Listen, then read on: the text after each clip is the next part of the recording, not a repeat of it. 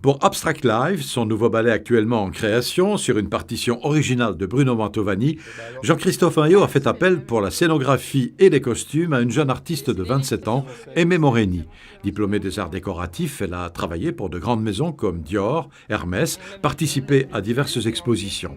Abstract Lives est sa première collaboration avec les ballets de Monte-Carlo. Les premières images, je les ai eues parce qu'on a beaucoup discuté avec Jean-Christophe. Lui voulait travailler sur la fin du monde et moi, en écoutant la musique, j'ai entendu, il y a beaucoup de violoncelles et de répétitions qui font des espèces de bruitages qui pour moi me rappelaient les insectes.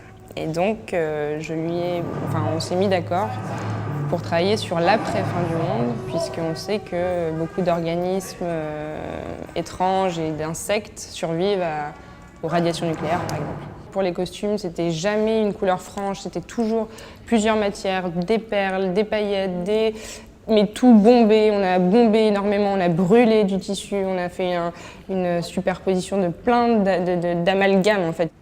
Ces danseurs évoluent dans un non-espace. Donc on a ouvert la scène au maximum pour qu'on ne sente jamais la fin de la scène, donc pas de coulisses, pas d'espace, donc pour qu'on puisse mettre en lumière simplement ce qu'on voulait montrer et qu'il y ait un vide réel autour.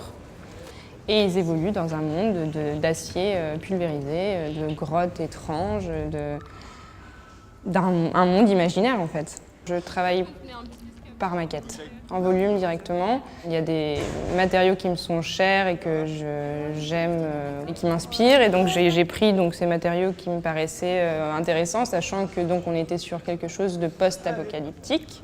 Il me semblait intéressant de ramener du métal, puisque je me disais l'âge de fer, et si la civilisation disparaît et explose, il resterait sûrement du métal sur Terre, complètement explosé, et en même temps je voulais quelque chose d'organique et de minéral. Donc en tout cas j'ai pris de l'étain, qui est un métal très souple, et j'ai commencé ma maquette en froissant de l'étain, etc. Et c'est devenu ensuite ce qu'on a nous-mêmes produit d'ailleurs. C'est notre équipe technique, on l'a fait à 4. Et on était dans la zone industrielle de Carrosse, dans un nouvel atelier des ballets de Monte-Carlo.